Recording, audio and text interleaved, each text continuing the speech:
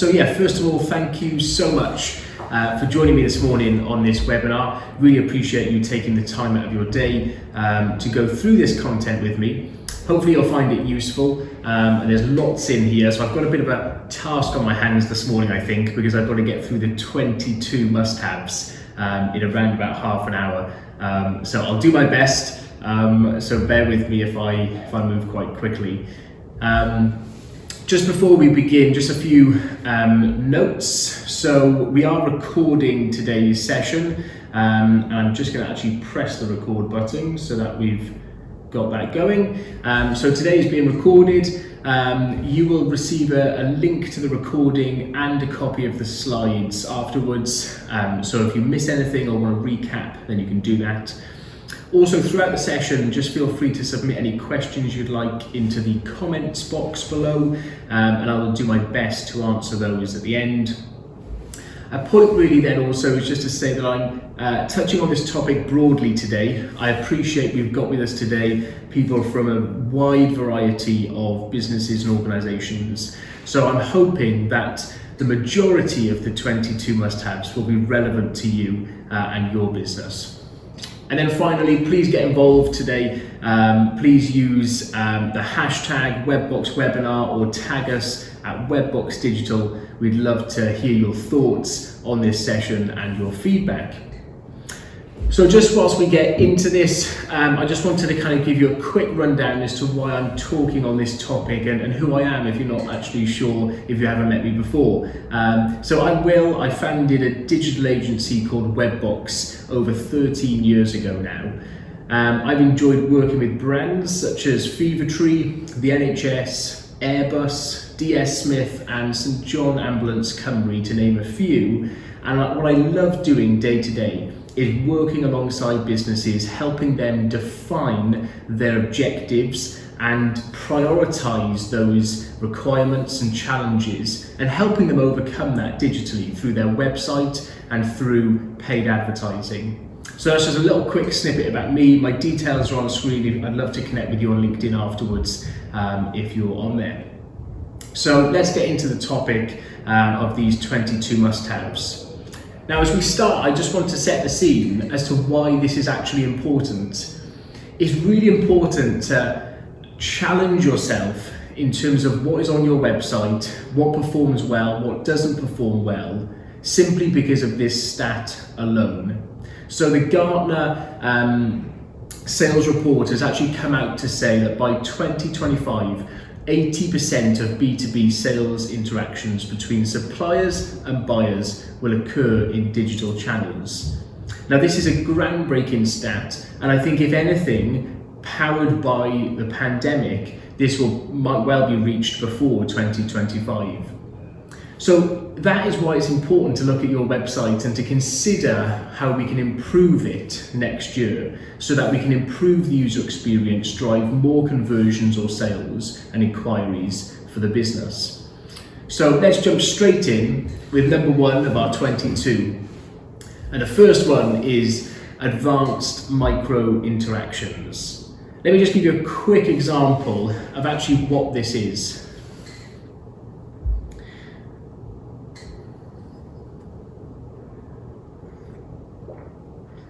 So hopefully you can see that video on screen. It hasn't got any sound, so don't worry if you didn't hear anything. It's just a visual, and it just gives you a quick snapshot of someone scrolling down a website and there being animations leading you down the content of that page.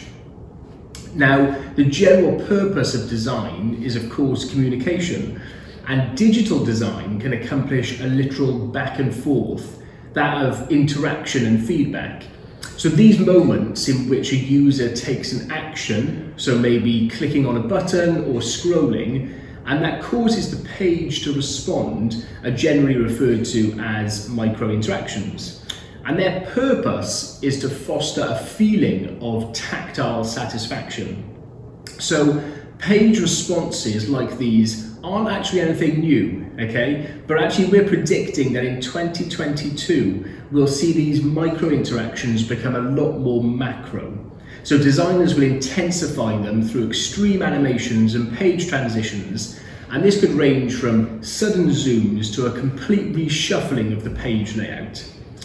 Although a less is more design approach is obviously what we would always recommend for our clients, these over-the-top transitions don't come across as intrusive as the user is causing them to happen.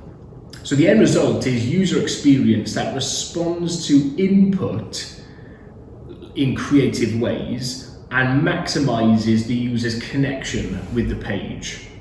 So watch out for these becoming a lot more macro next year. Number 2, brand transparency. So I'm just going to give you an image just to signify this, to show this, and you'll see that this product has a few descriptions associated to it in order to inform the user as to the makeup of that product. Now, good user experience is a silent teacher. It shows users where to find menus or buttons without them needing to ask. Now, navigation, however, is not the only lesson that UX has to impart. So recently we've seen a rise in UX that is centered around demonstrating a brand's ethics, showing the user how exactly products are made or services are provided. In practice, this might include labels highlighting the sustainable materials used, or social media pop-ups that express transparent policies around how content is moderated. Now, brands are beginning to realize that the first thing visitors to their website want these days is not necessarily a call to action button like buy this or inquire now, but actually instead many are conscientious users who need to know that the brand shares their values. So through clear product breakdowns, transparent labeling, or even service breakdowns, it's important that your website demonstrates that your company exists not only in the digital sphere, but in the real world its products and services affect. Now, number 3 is live collaboration. Let me just give you a quick example of this.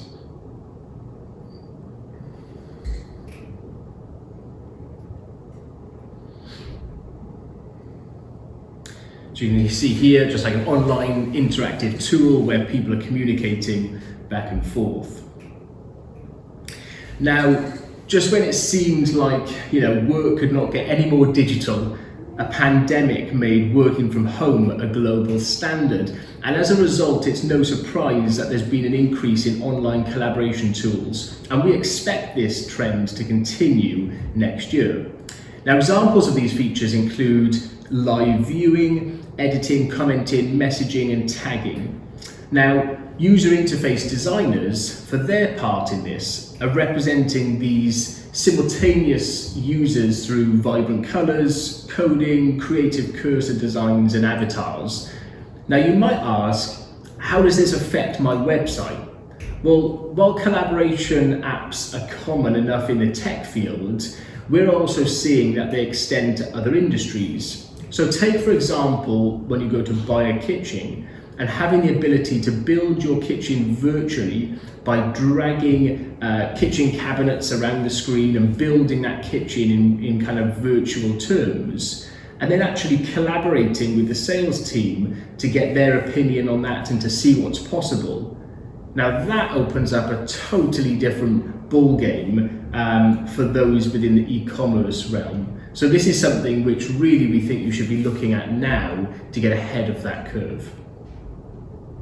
Number 4, stemming off this actually, is augmented reality. Now again, let me just give you a quick example of what I mean by this. So you can see in this little video, this is an e-commerce website on a mobile device, and the website sells bikes. Now what they've chosen to do is incorporate augmented reality so that you can actually see the bike in real life rather than just a still photo of it.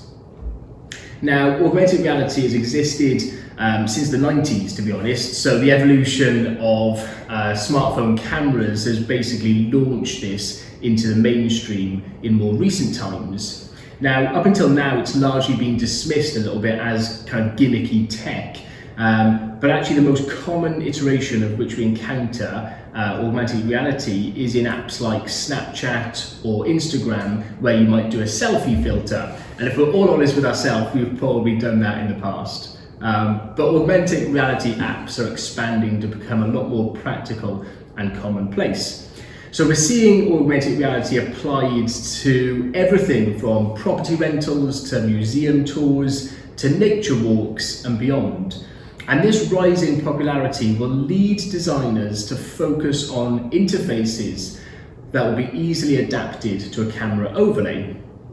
Now, given that on average mobile usage has already surpassed desktop usage, now digital experiences have long been integrated into our daily life. And UX designers are providing us signposts through this brave new virtual world through smart AR interfaces. So watch out for more augmented reality experiences next year, because we're sure we're going to see a lot more of these. Now, coming on to number 5 is mobile first design. Now, no one's going to be surprised that I've just mentioned this, okay? People might even think, well, gosh, you should have been talking about this years ago. But actually, it's something which is more important now than ever. So it's beyond clear that mobile design is more important than desktop in most instances. Now, statistically speaking, over 60% of all internet users access websites on their mobile device. So we've got to really make these decisions based on data. Now, needless to say that thumb-friendly mobile design is now a simple essential for your website. Your website needs to be intuitive and easy to navigate with a thumb alone. So simplicity is the key here. Now, not only is mobile first design important from a user experience perspective, but it's also incredibly important from an SEO and ranking perspective, because Google is now a mobile first index. So they will look at your website on a mobile device first and rank it based on that before they consider its desktop experience. And I would also just kind of tie in here the fact that page speed is so important. As you browse a website on a mobile device, you need to ensure that the website is quick to load, because a lot of mobile devices might not be connected to Wi-Fi, but they might be connected to 4G or even 3G in some instances, which of course is a much slower internet connection. Now, number 6 is something which you might have heard of this year, but it's really going to hit us next year, and you will for sure hear more about it. So this is cookie-based tracking. The imminent demise of the browser-based cookies is driving an explosion of innovation across the performance marketing industry, and could be one of the best things actually to happen in the sector. With the industry facing the loss of third-party cookie data from Google, necessity is breeding innovation. Now, to overcome the change, you will need to implement server-side cookie tracking. And this is where it gets technical. So I'm not going to delve into this now, because you'll get really bored and you might even leave. So it's probably best that you talk to your developer or development team and see what they know about this and see if they can help you implement this. But you will need to look at this next year, because there is a fundamental shift coming to the industry at that point. Now, number 7 is motion UI design. Let me just give you an example of this. So you can see in this little image that there's a download button. When you click the download button, you see a loading progress bar, and then it says open. Now, what we're recommending for 2022 is that you make use of this, what we call motion UI design, to boost page interactivity. Because ultimately, it comes down to that point I made earlier, that when the user clicks on the button, they have this tactile satisfaction that there's a response coming back to them from the website. So it's really important to kind of look at these little things which ultimately make a big difference to the user's experience when they're browsing around and using your website. So motion UI design is certainly something to discuss with your designer over the coming months. Number 8, dynamic content. This is one of my favorites, I'll be honest, okay? So let me just show you a little example of this. So we've got here a video, and you can see that user A on the left sees a particular version of a website page, and user B on the right sees a completely different version of that page. Okay, you might think that's magic, but I'll explain that now once the video has stopped. Great. Okay, so as consumers, we want information that's relevant to us, right? And presented to us in the most convenient and concise way. So websites that display dynamic content generally have the highest engagement and conversion rates. But what exactly is dynamic content? So this is information, data, or visuals that are shown to users based on often their location or maybe a specific behavior or interest. So let me give you a basic example. If I were to browse a website while I'm in London and then travel to New York, the content I would see on that page would differ because I'm looking at the same website page but from different locations, and the website would serve me slightly different information. Now, this technology is also used and aids what we call A/B split testing, where you might have two versions of a page and you want to test which one actually works better. So dynamic content is something we're really recommending, especially if your business is location sensitive. So if people want to buy from your business but they want to know that you're local, it makes total sense to make sure that you are representing local keywords on that page. You might have a local phone number and local imagery, and this is where it can really come into its own. Now let me give you a little top tip. If you're looking to implement something like this, I would suggest a tool called Personize. So it's not personalize, it's Personize, which is Y-Z-E at the end. And that can plumb into your website and provide this kind of functionality fairly easily for you. Okay, number 9, page speed. So I'm not going to surprise anyone by saying that a slow website is the worst enemy of your online business. Now, page load time has always been one of the most important conditions for a well-optimized and converting website. But if you could previously get away with a website that loads in, say, 5 seconds, now you've got to try a heck of a lot harder. The majority of users report that they won't stay on a website if it takes longer than 2 seconds to load. Now, I actually kind of ran a survey on LinkedIn recently, a poll, and I asked people how long they would stick around for a website to load, and the average response was 3 seconds. But people did comment to say that actually it depended on what they needed that website for. Now, I'm sure my wife could wait minutes for Amazon to load because she uses it so much and she thinks she needs it. But I think in most instances, people haven't got that much patience, if honest, and they will wait around for 2 or 3 seconds before potentially choosing a competitor or another website to view. So it's really time to ramp up those servers, optimize your code and optimize your imagery to make sure that your website loads quickly. And actually, just to touch on the fact that this is a massive SEO ranking factor. So if you're trying to improve your rankings in Google, your time would be best served looking to reduce your page speed. Little top tip, just run your website through a tool called Google Page Speed Insights. So if you just Google that, Google Page Speed Insights, you'll be able to put your website address into that tool and it will tell you a score, a percentage out of 100 as to what your website ranks at the moment, and you'll be able to then have tips and guidance on how to improve that further.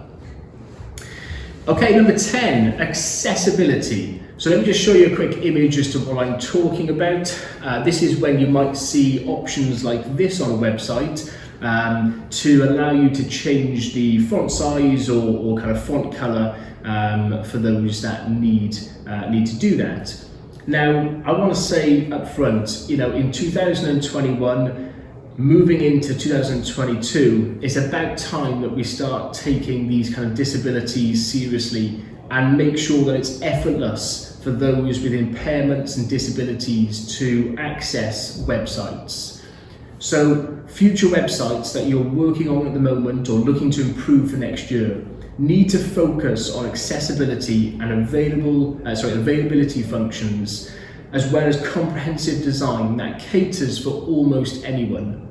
And I want to kind of blow away a myth today. This is not just for public sector organizations that are, wanting to meet a particular, a marker such as WCAG 2.1 AA compliance, for those that know of that. This is actually for everyone, for every website owner. We need to take accessibility seriously so that our websites can be viewed by the vast majority of people, if not everyone. So this is something I'd really encourage you to consider as you're looking at your websites over the coming months. Okay, number 11, we're halfway there, and this is dark mode. So for those that don't know, dark mode is a display setting for user interfaces, such as a smartphone or a laptop. And it means that instead of the default dark text shown against a light screen, that we actually invert that. So it's a light color text which is presented against a dark background. Now, the organization Medium have done some research on this and actually found that a massive 82.7% of people answered yes to using dark mode on their OS device, their Apple device. Now, that in itself is a massive stat, and we need to then see how that filters down into our websites rather than just apps, okay? Now, not only does this dark mode look quite sleek, if I'm honest, but there's also other benefits. So it actually has been proven to save battery life. So PhoneBuff did a study and found that actually on an iPhone, it can save up to 30% of your battery's life. So we know that, setting off this as well, we know that from Google, 40% of transactions are now being carried out on mobile devices. So that extra bit of juice for your battery life, or that extra bit of boost for your conversion rate, will actually be worthwhile. So dark mode is something we are recommending for your website, and it's now becoming commonplace in software, and we're recommending that it should become commonplace on your website as well. Now, you can do this in one of two ways. You could maybe have a toggle in your website so users can toggle that across and change it by themselves. Alternatively, you can actually detect the time of day, and you could say, right, when it gets dark at 7, 8 o'clock, for example, I'm going to automatically toggle my website to dark mode so that people browsing it will not have so much glare on their eyes. So there's a couple of ways to do it, but this is definitely a feature which we're recommending you implement on your website as soon as you can. Now, number 12 is all about clear messaging. So have you ever landed on a website homepage and you thought to yourself, what does this business actually do? Now, this is something which sounds so basic, but so many people get it wrong. And this is where we're going to kind of big up copywriters. So if you haven't got a great copywriter that you're working with at the moment, you need to find one, because they will help you with your wording and your proposition to make sure that the words on your website resound with your audience. Now, we're an ultra consumer society, and we don't have time for stuff that we don't need, and quite frankly, sometimes we don't care about. So whatever your unique selling point is, or your mission or your values, they need to be presented in one simple but very powerful message, and it must be the first thing a user sees on your website. So if you head over to our website, webbox.digital, without having to scroll, you will see our one-liner. And in that one-liner, it should sum up exactly what we do. And you shouldn't have any questions about that. Hopefully it sums it up in one sentence, and then obviously there's more information below the fold. So hopefully that can be a good example for you to follow. So think of a killer one-liner that you can include on your website above the fold, and that will help you set up your stall and get users to engage with your website rather than being confused as to what you actually offer. Now, stemming off this is an associated point, which is all about call to actions, and this is our 13th must-have. Now, call to actions, these are things, let me just explain, like maybe a button to inquire, or a phone number to click on, or a button to download a white paper, things like this. This is things that you want to drive your users towards, some sort of action that they need to take. Now, good design will naturally draw the user's attention to your call to actions. Now, we really encourage you to incorporate multiple call to action types. So don't just have one button for, make an inquiry and think that that's going to be sufficient. We really think that you need to have multiple different types. So you might have a form which might, ask for people's information. You might have a newsletter sign up which asks for their name and email address. You might have a download of an ebook or white paper. You might have a phone number they can click. And actually, by having multiple different types of call to actions will enhance the number of inquiries and leads that your business can generate. Now, the other thing to consider is incorporating what we call a sticky navigation. This is where your navigation, your logo and your links in the menu will stick to the top of the user's page as they scroll down the website. Now, this is important because as they're scrolling down, they can still see potentially a call to action in the header, which might be to inquire. So at all times, there's always a call to action button in their view. So really important, don't underestimate the power of these, and this is ultimately what your website's purpose is all about, driving action from your users. Okay, number 14 is chatbots. So chatbots have been around for some time actually. Of course they're here to stay, but to remain competitive online, you need to make sure that your bots sound more human than potentially they used to, okay? So the truth is, if we're honest, not many people like chatting to a machine, okay? So the more personalized and humanized the conversation is, the better. And what we're recommending that you do is install a chatbot tool on the website and use this model of test, hypothesize, pivot, and keep repeating that model.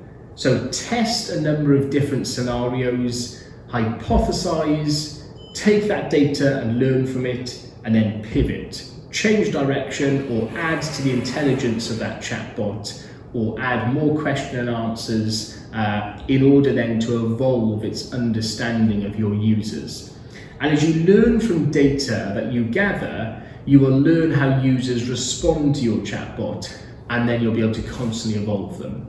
So definitely don't shy away from chatbots thinking that they're too robotic, but actually just learn from the data they gather and continue to evolve them and pivot as you review that data.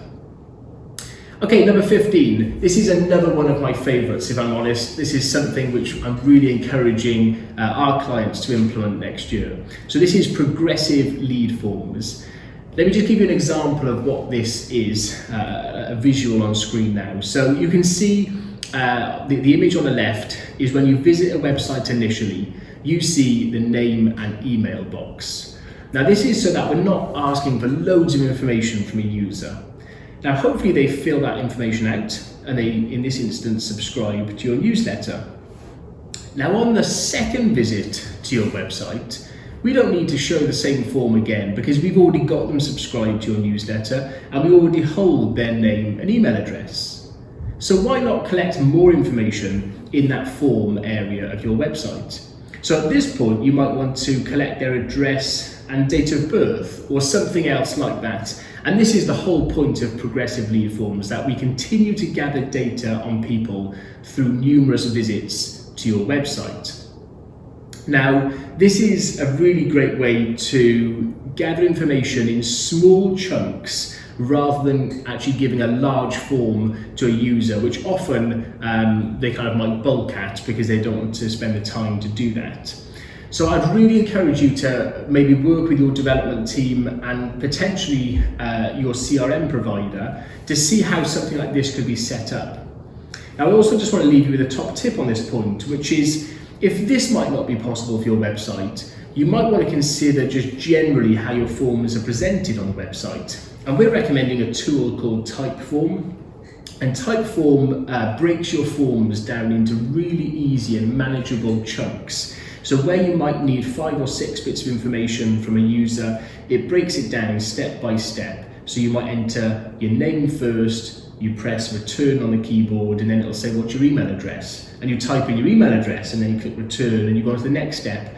And through that experience, you get drawn in and you're gathering data at all times without just showing a very vanilla large form to a user, which often puts them off. Okay, so progressive lead forms, this is something which we're seeing a little bit more of, but I think it's really going to be a lot more popular in 2022. Okay, number 16, this is varying the user experience, or UX. So let me show you a little video here. Hopefully you can see that on screen at the moment. Now, as you can see, well, let me just check that is playing, sorry. Yeah, it is playing. So as you can see, this is the Apple iPhone page, and thanks to analytics tools, web applications can not only determine who came to your website, but also adapt the site for a certain user experience. Now, what Apple are doing, and this is, in my opinion, kind of very much industry leading, is detecting how the user interacts with the website and how quickly they scroll. And then they're adjusting the page animations accordingly. So if I go on to the next slide and just show you the second version of this page, you will now see that on this page there's less animation and it gets to the content much quicker. Now, this is because they've detected that I am maybe a little bit impatient and I've been scrolling very quickly through their website. So they're showing me a different version of the site. Now, actually, varying the UX is really important because we've got to understand that not all users to your website are the same. So some people will take their time to read all of the content and to make sure that they've really understood your offering. Other people will be very quick, scroll down to the page, they know what they're looking for, and they're trying to find a particular call to action or piece of information. And understanding that there's many different user types will allow you to then vary the user experience of your website accordingly. What this also does, though, is allow you to consider your returning users. So, for example, if I've landed on your website and I've had the full experience, I've had all the animations and videos and I've really got to grips with your offering, when I come back the second time, I might not need all of that. I might not need to wait for those animations to load in and to see the video background and all that type of stuff. And you might want to detect that I'm a returning visitor and show me a slightly different version and vary the UX accordingly. So this is just a top tip that we think is going to become a lot more popular as Apple and other providers lead the way here. Now, number 17 is voice-activated interface. So the way that we access information is changing. Instead of typing into Google, we now ask a question or make a demand. This means web design is adjusting to keep up with the prevalence of voice chatbots and virtual assistants. While a voice-activated interface isn't commonplace for most websites, this emerging trend isn't going anywhere for the foreseeable future. So we expect to see more and more websites integrating voice search as an option to traditional text search in 2022. So why not implement this alongside your traditional site search and monitor its usage, because you might well be pleasantly surprised. Just monitor how many people use voice search as opposed to text search, and just keep an eye on that and how it changes over the next year. Now the next one is 18. Number 18 is storytelling. And storytelling is all about how we communicate what your brand stands for, what you're about, what the culture is, so that a user really understands what you're all about. So I'm just going to play a very quick video just to give an example of how we at Webbox tell our story. So here, if I just press play, okay, there we go.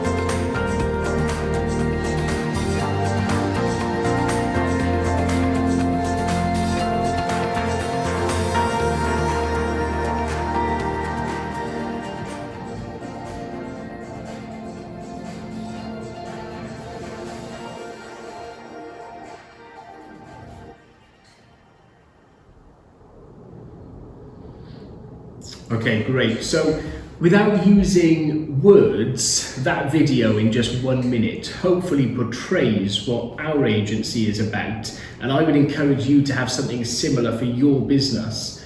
Now, within 1 minute, you've seen that we've got, a team, we've got a particular office culture. We like our table tennis and table football, so there's a relaxed culture here. But there's also a culture of creativity and collaboration as we get together and put our heads together to overcome digital challenges for our clients. And like I say, that's about us telling our story in video rather than having paragraphs and paragraphs of text on a page. So this is something which is so important for all businesses to tell their story.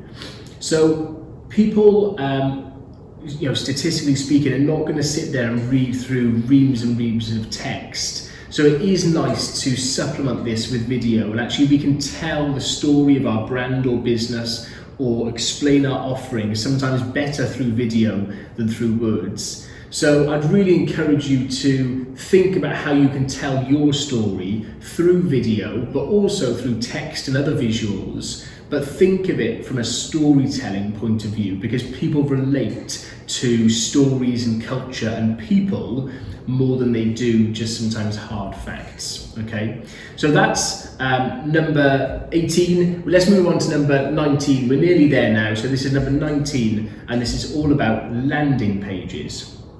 So landing pages for any website, in my opinion, is a must-have, okay? So these are destination pages for each motivated visitor who's clicked on a call to action, and they're just critical to your conversion success. And landing pages that integrate to your CRM or maybe your marketing automation platforms are even better. So if you can do those, then you're going to be one step ahead of this already. Now, it's important that you're in the driving seat when it comes to creating these landing pages. So if you've got a content management system powered website, then you should have the ability to create new landing pages, potentially adjust the layout and adjust the content so that you can spin up landing pages for new campaigns that you're running on a regular basis. So this is a great way to drive relevant traffic through to a hyper-relevant page. Now, final thing is, don't forget tracking. Okay, you must implement tracking on a landing page so that you can see how people interact with that page. Now, talking about tracking, that's actually my 20th must-have: advanced tracking. Okay, so often we are very quick to implement a website or a landing page for a campaign, and we often forget tracking, but actually we definitely forget advanced tracking. What we want to know is not just how many people visited your website, what the bounce rate was, how long they stayed on the website. We want to know far more than that. We want to know what buttons they clicked on, where they scrolled down to on the page, where they stopped, where they left the site because there was an accessibility issue or a usability issue. We want to know that information. Why? Well, put simply, we want to know it so that we can improve the website. A website isn't something which you create and just leave there for the next few years. It's something which must evolve. And the way that you evolve it is through a data-driven decision-making process. So having this tracking in place, understanding the data, understanding these blockers can really help you develop your website further and ultimately improve its performance and conversion rate, which of course we all want, right? So number 21, okay, this is error page design. Now, we build a heck of a lot of websites, and I'm sure you've probably been in several website projects over your time. And error pages is unfortunately one of those things where a user might see them from time to time. Maybe a page has moved place, or the URL has changed, or there's an error on the site, and a user will be presented with the error page, or some people call it the 404 page. Now, I've got an example on screen here from Slack, And what you can see here is Slack have really spent some time on their error page to actually make it, rather than just that dull, embarrassing page, to make it interactive, to make it a bit more light-hearted and fun.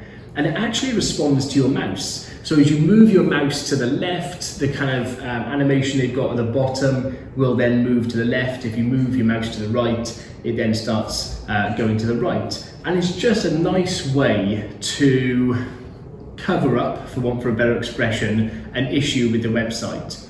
But it also tells me that actually they care about the little things. So it tells me about Slack that actually they're not leaving any stone unturned. They are taking time to create an experience across their whole website, including pages which you might never even know about, but they are taking that time and they obviously care. And hopefully then that portrays one of their values as a business. So this is something which we'd really encourage you to do next year, is when you're building out your website, definitely look at some of these things like your search pages or error pages, login pages, forgot password pages, things like this where often they don't get the design time they deserve. And just take that extra bit of time and care to really put something together which shouts about your attention to detail. And my 22nd must-have, so we're finally there, drum roll please, is neomorphism, okay? Now let me just show you a design visual as to what this actually is, okay? So you can see here, we've got an e-commerce website, and this design trend you can see on the screen is what we call neomorphism. Now this is a relatively new design trend and a term that's gotten a lot of buzz lately. So neomorphic interface elements look like they're connected to the background, as if the elements are kind of like slightly proud or lifted from the background, or on the flip side, they're inset into the background. And they've been described by some as like soft user interface because of the way soft shadows are shown to create that effect on screen. Now, some of the standout points of this design trend are that elements can have two shadows, one light and one dark. The background colors must be the same or very similar as the background color of the parent element. And the rounded edges are a defining quality as well.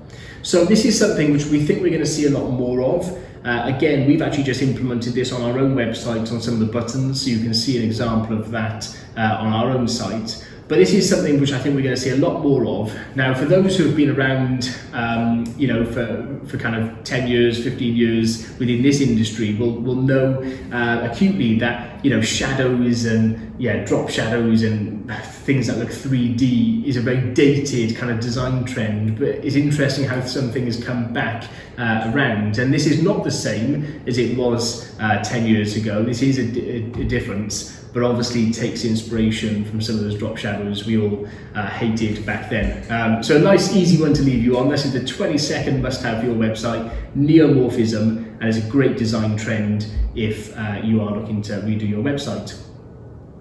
Now that's all of the must-haves that I've been through. Thank you so much for your patience and for staying with me through this time. I really appreciate you staying on this session to get to the final one.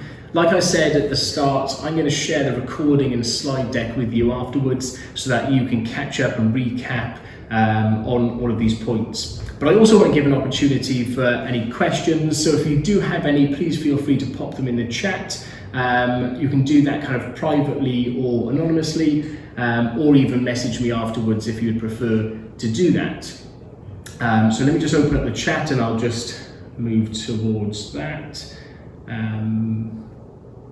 Okay, great question from Gordon.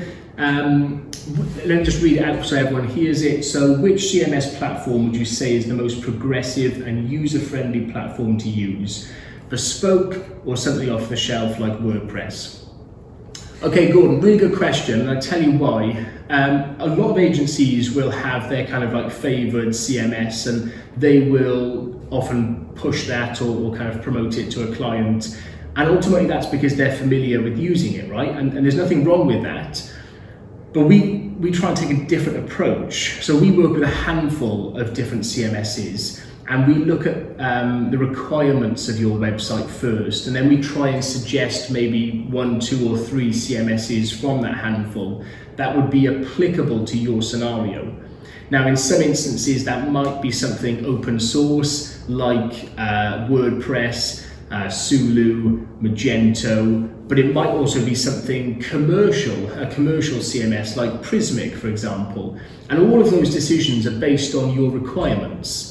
So I would say, to answer the question directly, in terms of being most progressive and user-friendly, probably WordPress is leading the way there.